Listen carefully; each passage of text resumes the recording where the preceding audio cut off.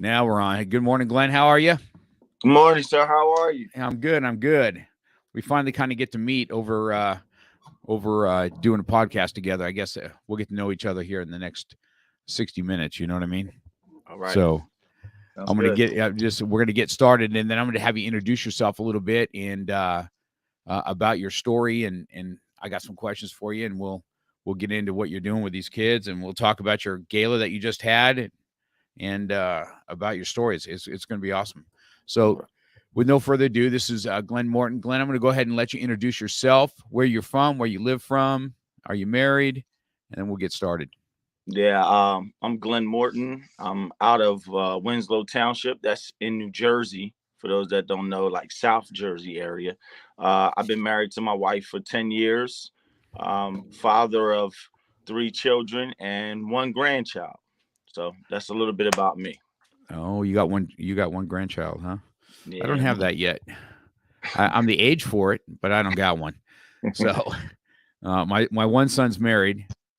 Well, I don't want any from the other ones until they are married, but that's I haven't got to enjoy that. So so my question is we competed against each other a little bit on a speaking competition, and then when you got up, you told a story. I want to hear about your story and about your LLC, and about what your drive is, okay, to do what you do. So let's talk about what's father the fatherless. Let's just go right into it. What that is. Okay. It's really crazy how Father the Fatherless started. Like people don't really ask me that question. It was just like a thought in my head one day. You see it like I always wear the shirt, and what happened was I had saw this man holding two kids' hands. So I thought it was just me walking my child, walking my children. Then all of a sudden, it put it inside the globe, inside like the world. And I was like, what is that about? Like I kept having this thought. And then all of a sudden it was like, yeah, that's the logo. And then it was like a couple days later, it was like father to a fatherless generation. And I was like, what is that all about? Like I had no clue what was happening. Like I just kept having these like epiphanies, like these thoughts. It was just like popping up, like, here, this is what I want you to do. This is what I want you to start. This is what I and I was like, why am I doing something like this? Like I never even had a father in my life. Like, am I gonna fail these young guys? Like I don't know what it takes to be a father. I don't, I'm struggling my best to be the best father that I know how to be yet, let alone be a father to a lot of those out there that need me. So it was like when I first started the organization, I was kind of running away from it myself because it was like I had to face myself. Like, am I ready to try to help other fatherless children when I'm still fighting the fact that sometimes I still hurt by not having a father in my life? Like, would I push that hurt on them? It was a lot of questions that I was asking myself. So I had to like fix my heart and get things right and just say, you know what, I'm gonna go forward and start the program. So I just dove into it. I didn't have any help. There was no sponsors, no mentors. I dove into the library. How can I get a 501c3? How can I do this?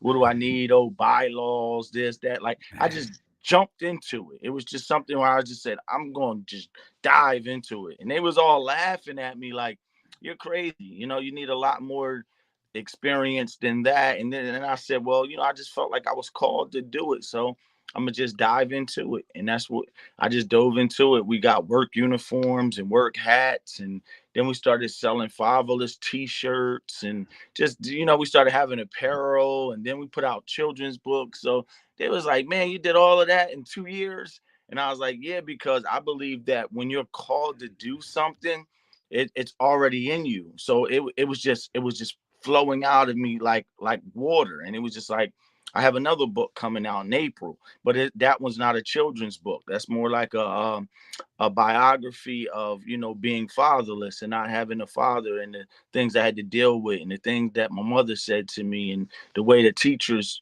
taught, treated me in school and things like that. So Father the Fatherless is me, I guess, seeing who I am when I look in the mirror, here I am, this skinny, fatherless kid who had no father, no example of what fatherhood was. Watching my mother struggle, working two jobs just to survive, electric being turned off, heat being turned off, no food in the refrigerator, and just sitting there saying, "Man, like where's my father at?" Meanwhile, my father is over there taking care of another woman's kids. You know what I mean? And that was sad Hmm. to see him, marry a woman and stay with that woman and make sure that that woman's children had everything. Yet his own that he had before his marriage, which was three of us, we were out here struggling. Like dad, he buying them things for Christmas. We don't get nothing. So it was just like, wow, it was a terrible thing. Just watching, myself be fatherless. It was crazy. So you grew up in a single mom's home then, is that Yeah, correct? yeah. So, and how old were you when it all started? Oh, my dad never lived with me at all. Ah, Yeah, he okay. never lived with me at all. So I don't know what that feels like to wake up to have a father. And I tell my son that all the time. Like I don't know what this feels like. Like, I go to all his basketball games or whatever he's doing, soccer, whatever it may be that he wants to do, I'm there. All back to school night, all that. I attend all of those things, but I never knew what that felt like for my father to attend that type of situation. So Well, so you know, I'm a single dad. I don't know if you know that about me. not I enough. got divorced after 20 years, and then I'm one of those dads that I wasn't a weekend dad. I took care of my kids. My kids live with me, and I've taught martial arts for a long, long time, and I can tell you this, that I see single moms struggle. I think I had an easier time as a single dad than I do see single moms. There's just a different discipline from a father. There just is. My boys giving their mom a hard time was not even an option to do it to me. You know what I mean?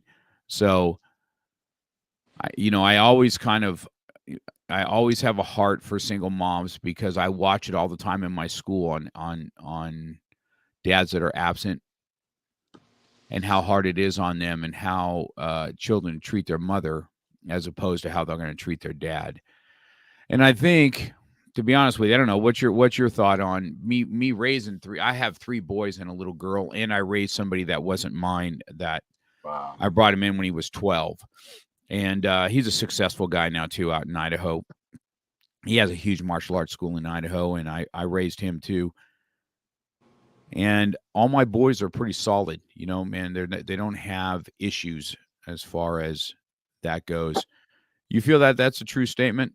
Easier single dads than it is single moms. What do you think? I- Uh, yeah, yeah, yeah. And I only say that because of the discipline that we as fathers have. Like we don't play Mm. any games. Like they Right. know that in our voice when you heard what I said. It's Yeah, kind of like that's we it. get up and oh man, you know what I mean.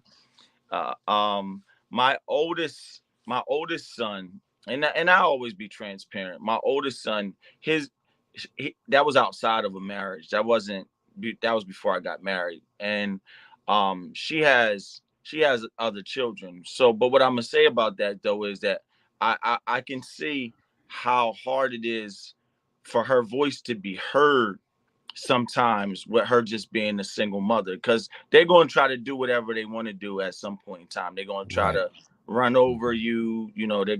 They're not really learning the discipline that they need to learn. That's why I made my son on at the gala speak about the fifth principle. And the fifth principle is learn discipline. And I always tell them it's discipline and washing your clothes. It's discipline. Like every week I give my son $100 to go to the grocery store just for him. Now I do the rest of the shopping, but just for him. And he goes around and he got to calculate in how much this costs and make sure. He walked out. He said, "Oh," the next day he said, "Dad, I need to use your deodorant." I said, "No, I asked you before we left the store, did you get some deodorant and toothpaste?" I said, "You're gonna have to go later. You're not using mine." That it was just a Uh, hard lesson for him to have. Like, go out the house stinking. He was That's mad it. a little bit. Like, I can't use your spray. That's no. I gave you money. I took you to the store, and I even asked you before we left. So now I bet you the next time when we go and I say, hey, do you need deodorant or toothpaste? Get your own. It's just lessons I'm teaching him at 14 years old. Like, here, every week it's $100 for you to go to the grocery store and learn how to do that. Get your own detergent to wash your clothes. Do this, do that at 14. That way, when it's time for him to get out the house, he doesn't have to depend on a woman for any of those type things. He'll know how to do everything himself.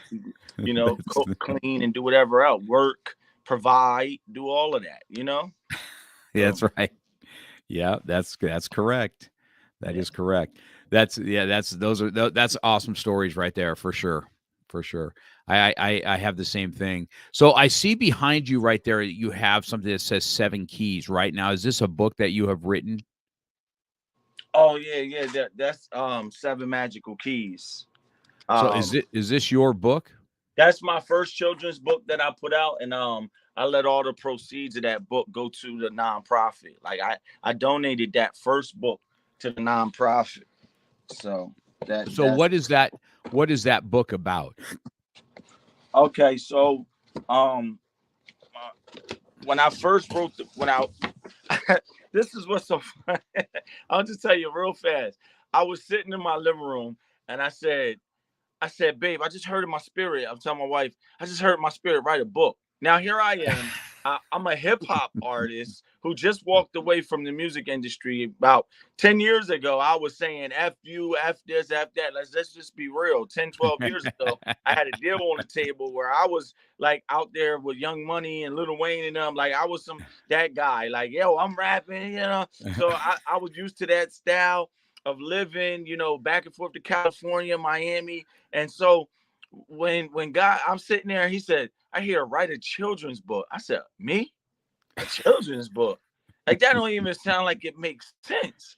So I grabbed a pencil and I said, okay, I hear write a children's book. So I said, well, what am I going to write the children's book about? That was my biggest question. He said, call it 7 Magical Keys. I said, well, why 7 Magical Keys? He said, what's the 7 principles to your program? So I said, oh. So then it was like, okay, the 7 principles of the program is what? Be resourceful, break the cycle, create character, have faith, learn discipline, correct the brotherhood, raise sons. Well, like, the first part, it says, Mr. Morton says, good morning, class. Today we will be talking about how we can be resourceful or a resource to help others. Who in here knows what a resource is? Raise your hands. Then I have them like raise their hands. And he says, well, class, today I'm your resource. When someone is being resourceful to you, they're helping you to understand your dreams. What do you want to be in life? Today I'll teach you how. You ready? Are you ready for success? Let's go. And like, so I start teaching them about being resourceful through the book, breaking the cycle. And so the book basically was about the 7 principles of the program. So it was very cool. Like, when it was like when we were talking about character in there, and it was like, if you're always late to class, the teacher looks at that as in your character. Like, if you're always late, and he was like, you mean the teacher actually looks at the fact that I'm late to class, or she looks at the fact that I'm not doing my homework? Like, yeah, that's your characters on the line. When you don't do what you're supposed to or what you're asked to do, we start to realize that that's just you. That's your character. You're always late. We could start the meeting because we know you're going to be late. So you don't want to have that type of character in you. And they be laughing at me, but I just be trying to show them from the best standpoint I can show them. So that's how the book was That's written. it's such a correlation between listening to I speak this all the time in martial arts. I mean, teaching techniques is one thing, teaching principles is another. If you stick to principles, uh, your life becomes a little bit easier. It's the same thing when it comes to self-defense. You stick with the principle of this technique or this, your success of defending yourself is going to be great. Okay. And martial arts all the time, I think, is the same thing. They have principles, right? Courtesy, integrity, perseverance, self-control, and indomitable spirit. we preached that, we talked about it, and we instilled these principles. And kids that start with me at 3 will come back to me because that's something they have to memorize in class every time. We have to speak about it. You have to tell me what they mean. And then they're adults. They'll come back and say, "Oh, Mr. Cox, right? Courtesy, integrity, perseverance, self-control, and dominant spirit." And I said, "That is correct." And I tell you guys all the time that you're born to win and what it like to be a warrior. So it's a very unique correlation between both things as I hear you talk about it with, trying to instill principles in them. When when you decided to do this, of course, this is obviously a calling, right, from God. And, I'm sure you've tried to run away from callings of God. That doesn't work out well. It never worked out well for me. I can tell you that for a fact. Nah, it didn't work well. That's, I was called to teach kids, and I didn't want to teach kids when I first started. I started my karate program as a ministry. I started it at church. That's what I did. And it was there for 2 years. And I kept avoiding teaching children. And it was just kept, the circumstances just wouldn't let it happen. And then all of a sudden I was thrown into it, and here I am. I didn't really realize I had a gift that I had. And I've impacted thousands of lives in martial arts now because of it. So yeah. You got to stay on that path, or that path is going to run you over. That's for sure. That's for sure. So that's pretty awesome. Now, do you go to, how do you find the kids that you have that you're going after? Do you go to schools? Where are the young guys that you have coming from? It's actually a lot of it was word of mouth, but I started out with just my son and 3 or 4 of my neighbors' kids in the development who wanted to always be around me. And I was like, why y'all always want to be around me? Like, go home. I don't feel like being bothered. You know how that is. So it's like, I always want to be around me. So it started out with them always wanting to be around. Hey, can you take us on a bike ride? Can you take us here? Can you take us to the court? Can you take us skating? And as I was doing those things, I was like, well, it's got to be more than just taking you skating and taking you bike riding. Like, let me come up with some core principles that I can kind of instill in your life that will like change you. And then that's when I started praying about those principles, and that's when those principles started popping up. What's so funny about those principles is that, and how it is when you try to run from it, every last one of those principles has tested my life in this season. Like, God has been being when I spoke in the competition with you, he was like, that's resourceful. Use the resource that's there. Like, you got invited, that's the resource. And then at first I was like, no. And then he's like, well, what's the 5th principle to the program? Discipline, right? Learn discipline yourself to go. So like, I had to live like every last one of these principles out. Like, create character, like have faith. Like, sometimes I don't have faith. He's like, you don't have enough faith in the program. Why are you doing it? Like, so I'm like living out every last one of these principles right in front of the faces of the youth in the program. So it's like amazing, because I'm like, before you can teach something to somebody, you actually got to live through it and know it. And I'm like learning what it means in different languages. Like, what's be resourceful mean in Hebrew? Like, what? How do they break it down in those terms? Or like, what's it mean in this culture? Like, what? And just learning it and from different ways. So it's like, it's funny because those 7 principles can exist for years. But what's happening now is that Judge Dortch, who spoke at my gala, he's recommending kids to me now that some of them have ankle bracelets on, some of them don't have any charges at all. But the ones with ankle bracelets, we call that the last chance program. So he'll give those guys to me, and I'll try to work with them 3, 4, maybe 5 months. If it doesn't work, then it's off to jail they go. Well, one of them, I only had him for about 3 days, where I really knew he needed some help. So I went over there every day for 3 days.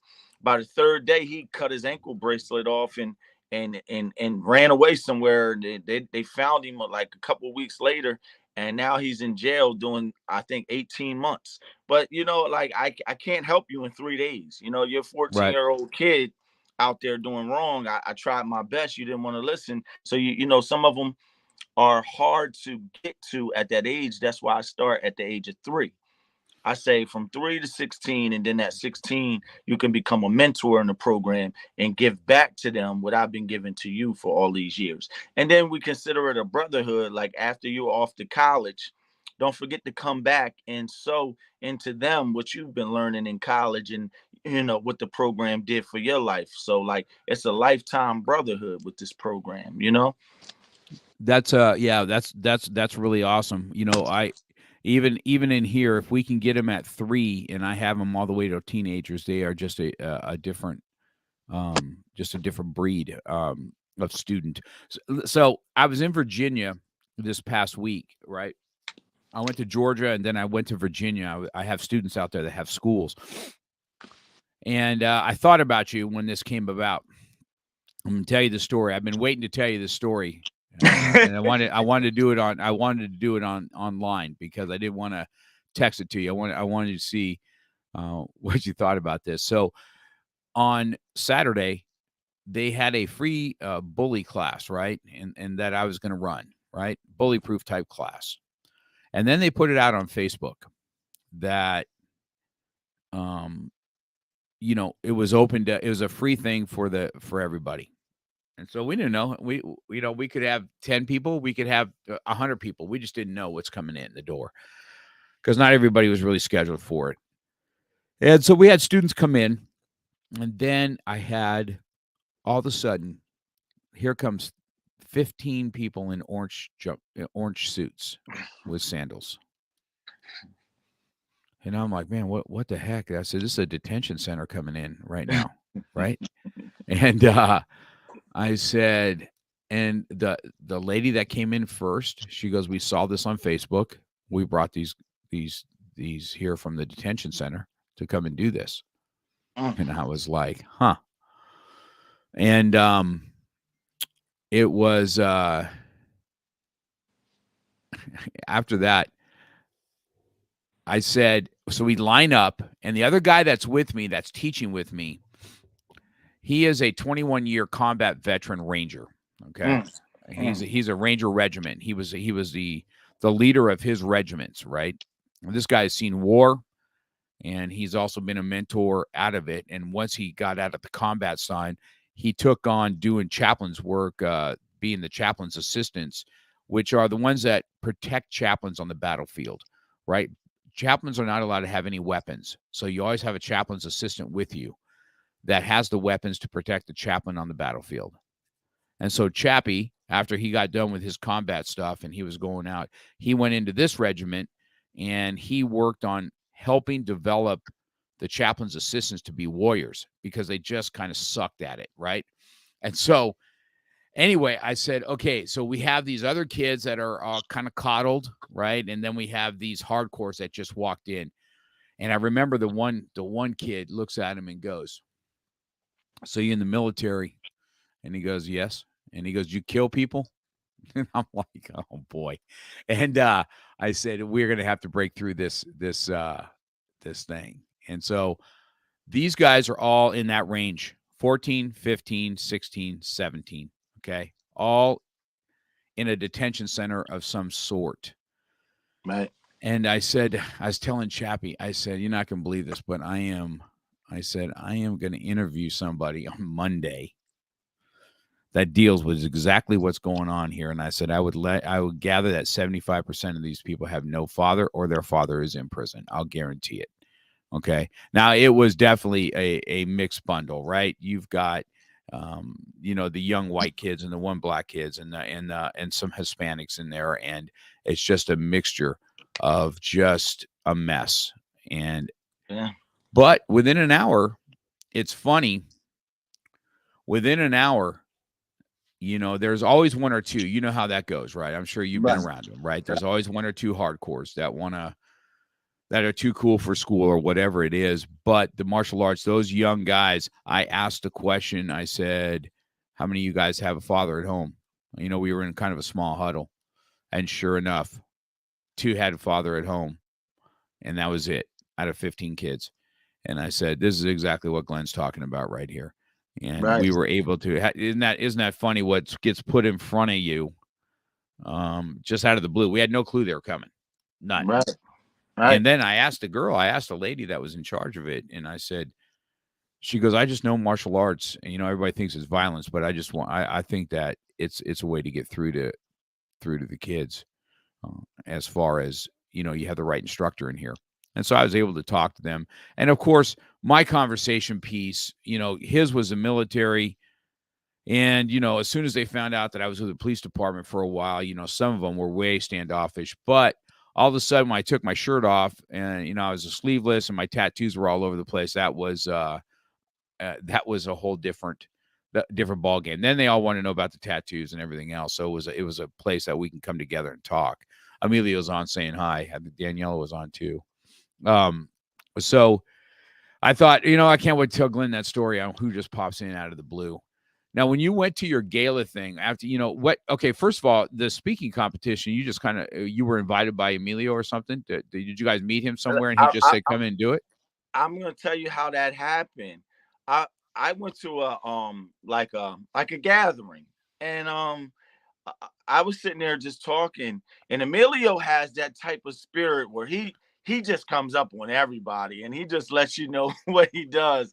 And he was like, yeah, I put out books or whatever. And he starts telling me, I said, well, listen, I have 2 children's books out on glenmorton.com. He was like, you got to be kidding. I said, no, I'm serious. I have two books out. And he says, I have this event coming up. I need you to come. And then I tell him a little bit about my story and the program and stuff. And he's like, I want you to come. I'm going to be honest. I came the first day. I really had no idea that I was going to really be speaking like that. And then I got up at like 6 a.m. and wrote something out. And when I got there, he said, no, we're not going to do that. He said, you're going to speak from the heart. I said, oh, really? So I go back to the table and I'm sitting there, my legs are shaking. I'm like, yo, he's saying, go from the heart. And I'm like, man, so the whole time I'm just waiting for my turn to come. My legs are shaking and trembling. And I get up there and I just take a deep breath. And honestly, after I sat down, I was like, there was a lot more that I had wanted to say that I didn't even get out because I was so nervous with being up there. So it was like, I was like, man, and then I went over, I remember telling Daniela, I said, man, I feel like I failed. I said, I didn't do well at all. Like I was already beating myself up before the competition was even over. And she was like, man, we don't go sit down with that. Like she said, you touched me. So I'm whispering in my wife's ear. She was sitting at the table. I said, man, I failed. I said, all these great speakers up there, everybody sounding so professional. And I said, here I am up there telling my story. Nobody want to hear this story. And I'm just beating myself up in the head. Man, it was so funny. I couldn't believe it. Well, I think you did good. And so the speaker competition, I correlated to something in my own book, right? When I got done listening to you, right, and I said he's going to win this. I already knew before anything, and because I could tell you this: facts tell, stories sell, right? And your story, and then you guys still have an advantage, right? Because you're inside this, doing it virtually. Yeah. I was actually sitting inside of a trailer where I was staying in Georgia. Now this is a big giant, trailer. It's like a 1-bedroom apartment almost, but I'm in a dining room and I've got my lighting set up and I'm in this. So I don't have any energy around me. Like, you know what I'm saying? So you really have to kind of bring that, it's hard to do. And then it was so relevant. And I'm like, after I listened to you, I was like, he's going to win this. And as I listened to everybody else, I kind of listened to everybody's thing, right? I said, all 3 of them that are in there are going to win this virtual contest. Not one virtual person is going to win this. That's why I said, and Glenn's going to take that prize. And you know why you took the prize? Because you needed that money, right? That money was going to another cause, right? And so I, I this story is so relevant in my life. It was a moment. You don't even know this, right? This is what happens in stuff like this. This is what I was so looking forward to talking to you about. I was trying to win a world championship, and I did not. I was the best at what we did in the 90s here. I was always seated number one. And it would come time, and I was going to get ready to break. I was breaking bricks. I was a world champion from last year, and here I come, and I'm doing it again. And I get up in front of the judges, and then a guy in a wheelchair comes in and does the same competition. And I was like, man, he's going to win. There's no way you cannot beat wheelchairs. You can't do it. And so I said, ugh. So I did everything. I broke, and I watched him break, and he missed a couple things. And I'm like, you can't miss, man. Not in this type of high level competition. You're gonna, you. In my head, I'm like, I won. And so I said to myself, I lose that competition by 1/10 of a point. I took second place. Right. I was so pissed off. I didn't congratulate him. I did nothing. My ego was so in check. Right. My ego was so elated, elevated, man. I was like just a jerk.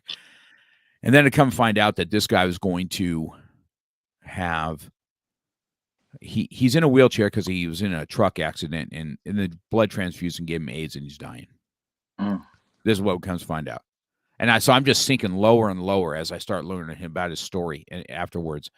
And I'm like, oh my God, I'm such an asshole. And so he sees me in the hallway, and I have a board from him today, right? So he goes, I know you won that competition, Mr. Cox. This is our scores. I couldn't have been up against a better person. Just it's such a better man than I was that day at all. And so this competition, I'm a super competitive dude, okay? When I do things, I intend to win. It's just my mindset. Right? And I intended to get out there and get after it. You know what I mean? And I want to go up against the best. But I knew once I heard you, I'm like, huh. I said, you're not going to beat that emotion. You're not going to beat that story. And I felt already anxious, right? Because I'm super competitive, right? And I'm starting to feel anxious going, nope. And then right after it, I completely changed what I was going to talk about to something a little more canned, because I wanted that story. I wanted by the time I was done, I listened to a couple more speeches, and then when they were going to announce the winners, I just kind of went off air anyway. I didn't stick around for it because I knew what was the outcome, and I knew that you were going to win that, and I knew that God put you in a position to have a moment, and you moved everybody in that room. So it did not matter one bit what my ego wanted to be engaged in at that time. That was your moment, and that's how you sell a room, and that's how God moves rooms. Right, what you did right there. And if I did not, and I wasn't able to tell you this, right, because I was at first, my competitive side of me was like, man, this is bullshit, right? I worked, and then I said, you're such a dick. And so I said, no, I said, I know who the winners are. I popped off, and I enjoyed my whole time on there. I enjoyed everybody's stuff. And I said, you know what? I am so stoked for you, man. I was so stoked what you did that day, because it was not just a lesson to get your boys to something. It was a lesson back to me. So you don't really know who you engage with when you do the kind of stuff you did. And Emilio was very smart telling you, he looked at probably some canned thing that you were going to say, and he's like, nope, you ain't doing this. You got to go from the heart. You got to do what you got to do, right? And so you took his advice, and then you slammed that room, and it was good. Hey, listen, all of you guys that day, I've had Marilyn Morales on my show also. The story of her in 9/11. Hey, man, you cannot discount these powerful stories. Everybody has. Here's the thing, right, Glenn? Everybody has a story, right? Right. Everybody has a story, but you know, when you're put in a position where you need to be, and the money goes to where you're going to be, and then you do this gala, and then you asked about, you couldn't get money for shoes. I was like, get the frick out of here, man. I'm buying shoes. I'm buying shoes. But did you Right. see how nice that gala was? I put the video up. Oh my gosh, bro. Now you tell me that those boys weren't on cloud nine dressing up like that. They said, this is the best day ever. That's right. They And so still scream, so I'm just yeah. gonna tell you, man, after, and it even put more shine on your win when I saw it. And then you asked me to come in, and I know the connection wasn't real good. I was so stoked to be on there for a second and Yeah. go, man, I got to be a part of this, man. Yeah, The- we were in the the- limo. And I yeah, you was guys were in the limo, right? Yes. yeah, And so I was like, I was so stoked to be part of that. yeah. And so I just wanted to give you my side of, because I know that when you talk about how nervous I am, or nobody wants to hear these things. Listen, I am convinced that we are connected spiritually. There's just no way about it. And when we connect with each other spiritually, and that's why it was so powerful when you're in the room, because then you got this group hug, and if I understand right, people praying with you in that room, in that moment. It was just another life lesson for me, that I was at the right place at the right time. I was able to give money, and I was able to watch you win money. And at that point, after I did it, the rest of my day was awesome. I just want you to know that, Glenn. I went, I was in Georgia.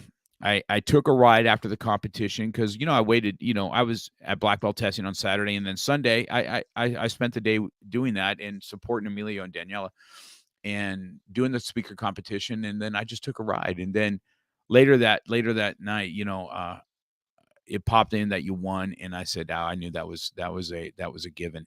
And I was so stoked on that. And I just wanted to thank you Yeah. For sharing that, because it became part of that. It was pretty emotional for you, that's for sure. You know what I mean? So It was a very emotional thing. I think what made me why that moment happened with the tears and stuff is because when I said I did all of this, and I didn't mean to say it like that. I was like, but I can't get 4 pair of shoes. Like, and I kind of like started snapping, like, well, and as soon as you said it, I'm like, what the frick you mean you can't get 4 pair of yeah, shoes? like I can't get You four telling pair of me this? shoes. I'm thinking And to myself. and then why I started crying like that was because people in the room handing me money in my hand, and the cash app just started going off. Bing 100, bing 100, bing 200, bing 100. And I mean, within like all of like maybe not even 2 minutes, like 700 and something, $800 came through the cash app. It was ridiculous. And I was like, what are you talking about? Like, wow. Like, and but I was frustrated that day because we had just went and got them suits. And I was like, and then that $1,000 I won, I put that all towards the Right. building fund. Like, I take nothing from this. I want all these kids to be able to have something for after school. Like, this is what I want. Like, when I leave here, I want a legacy so they remember, like, yo, this is what Glenn did for us. Like, he made sure we had an after school program, and I got pantries involved right now that want to give me food on a regular basis so that I could feed all the kids before they go home from it and all that. So now I'm on this big fundraising kick. Like, I gotta get this money up to get this building because I need it. And if I could do it in a room with all you guys that were really there, imagine when God puts me in front of all the right people, it's going to just be, that's why I'm so emotional, because I saw something else in the spirit when all that started happening. Like, money was being placed in my hand. I don't know if you are spiritual like I am, but I keep seeing this person. I can't see his face, but he wrote a check out for $100,000, and he placed it in my hand, and he said, because God said you were obedient. And I kept seeing that, and I kept seeing that. So when people started putting that money in my hand and the cash app started going off, God said, oh, you ain't seen nothing yet. And I just started crying, like, oh my God, like, are you serious? So it was a Yeah. big emotional thing. And then people just started hugging me. And I felt, even when they were hugging me, it was such a sincere embrace from everybody that it just, more tears kept coming down my face. And I was like, I'm in a room full of believers. I'm Mm-hmm. finally like in the right place. Like I'm Mm-hmm. around all the right people. Even online, it was all the right people praying for me and reached out to me, and a friend requested me on Facebook and told me, encouraged me. And I was like, man, there's got to be a God. You know what I mean? Like, that Yeah. was when I left out of there, I was on cloud nine, not because of the award, not because of the money, but because of the friendships that I had just made in that room with everybody online and everybody that believed. I left out of there saying, somebody's going to be praying for me tonight. And I need that. Somebody's going to be praying that we make it with this organization and that the building happens. And I need that. I don't particularly care about the trophy. Yeah, that was good. The money, yeah, that was good. But I need a building for the kids. I need somebody to pray for me so that can happen. Like, that's the ultimate goal for me. Like, I'm not going to be satisfied till I get there, where they could say, oh, everything he said he's going to do up until this point, he did it. He said he was going to put out a children's book. He did it. He said he was going to do the gala. He did it. He said he was try to get the building. He did it. Like, I just want to be a man of my word, a man of integrity. Like, when I say I'm going to go do something, I'm just going to go do it. I'm not about all the joking in the games. I'm going to go get it. And that's just like how I am. It's like competitiveness, but That's it's correct. competitive. That's right. You're speaking my language right there. That is exactly what it is. Um, and I got to tell you that it is, God does. God, if you're a good steward with stuff, he just keeps on putting it. There's no doubt in my mind. Yes, for sure, you're in a room of believers, but I got to tell you, man, Emilio and Daniela have set it up that way inside this little group they have, right? That I became part of, and I didn't know what I was getting into when I first did it. I just knew I wanted to write a book, and then I met Emilio, and I had a connection with him right out of the gate. He's a veteran on top of it, and I said, I like, I'm a huge proponent. I worked with I was in law enforcement for quite a while, and then I have a heart for the military because I teach on base all the time to them, and so we kind of hit it off. But it's been a while. But he's put this thing together that there you can't dismiss that what he has together and what it was. It was just it was what it was supposed to be. And so I knew that I wanted to have something like this so you can speak about what it is and what happened that day. And I really think that I'm sure Emilio has that 6 minutes of tape. I think that's something you should be sharing, getting it out there. And I think you need to take your trophy that you have, because that's what's going to open up the doors for this long-term goal that you have. And when you put the goal out there, uh, Glenn, you're going to see it start to come to fruition.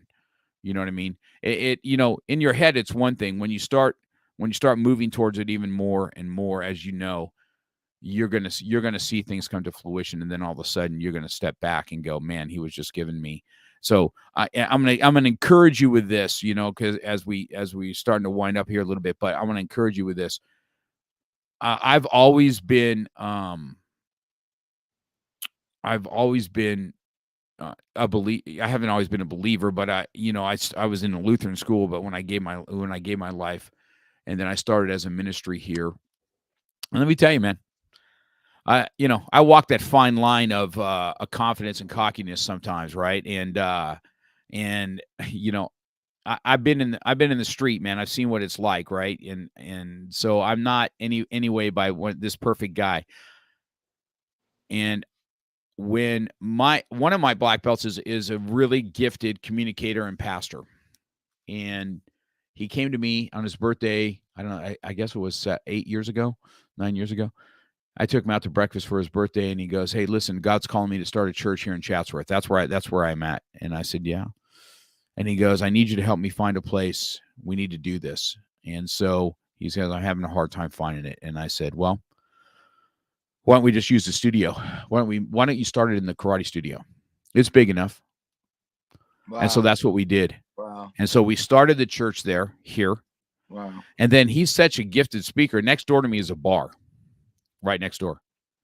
He, believe it or not, he was able to go to the bar and have that gentleman let us do the preaching in the bar, and the kids' programs were here at the studio. Wow.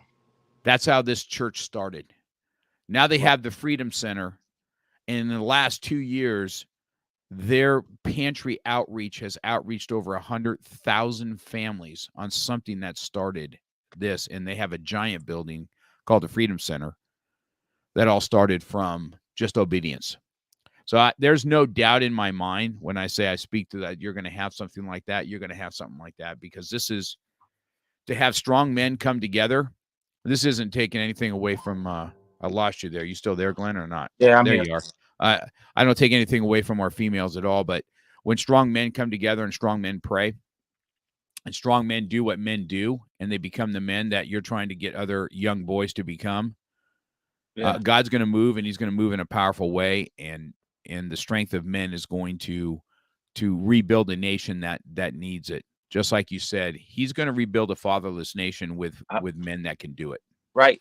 And as it ends, is it okay if I read this real fast? Sure. Go ahead. Read away. I'm going to read something. This is what I want on the wall in the building when the kids come in. And I want them to read it every day and get it in their mind. I'm gonna run through it real fast. It's 1, 2, 3, 4, 5, 6. It's just 6 keys, right? It says,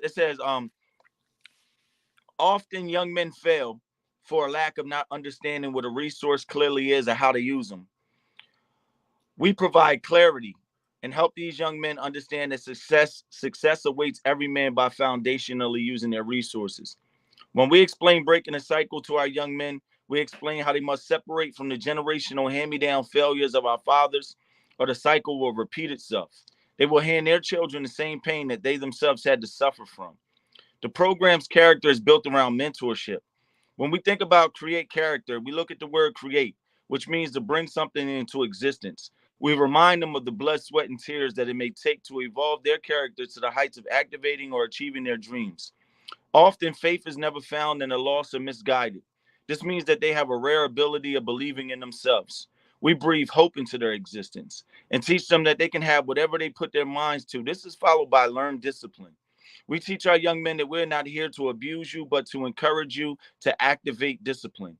We encourage working on goals for so long that every part of your being hurts. Learn what it takes to win and push even further than what you thought was a winner. I always say the Cain killed Abel mentality is dead. Correct the brotherhood. Celebrate each other. Your victory is inside your friendships that will continue to flow with resources. To raise a son, you must become a son.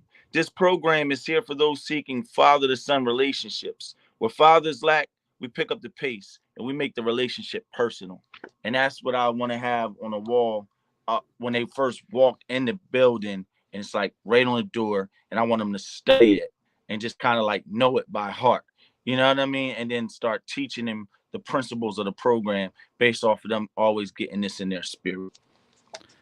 Yeah, well, that's powerful. I think that's a good thing to end with right there. And I'll have everything on audio on this podcast also, Glenn. So you'll be able to share this podcast. You can share the YouTube if they want to watch it, or they can listen to it also. But there'll be an audio portion of what we've done also, and you can share that audio with whoever it is you want to share it with at that time. And I think you met Nikki went there too, correct? Yes. Yes. So right after this show, I'm going to be on her show, as a matter of fact. We'll probably Okay. we'll probably talk about you a little bit more, to be honest with you. So I think that you're a powerful force to be reckoned with. Are you going to be out there January 6th or not? Yes. You going to be at that? Okay. Yes. So we'll get to shake hands, and because I'm going to be smashing some stuff that day. I'm going to be releasing my book that day. So we'll get to see each other and get to know each other a little bit better. And if, on my side, if there's anything else that I can do to kind of put it out on my platform, which what you're doing, I will definitely make sure that I do that for you. Sounds good to me. All right. Thanks. All right. A little bit of technical difficulties in the beginning, but we had a really good chat. I really enjoyed it, and I will get all this stuff out for you, and I'll have it sent over to you. You send it on all your platforms.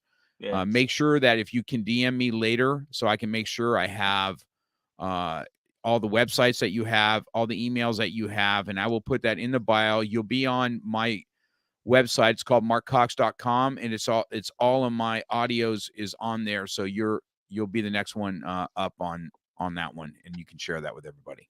All Sound right. good? Sounds good. All right, man. All right. Good talking to you, Glenn. Have an Thanks, awesome man. day, man. You Bye-bye. too.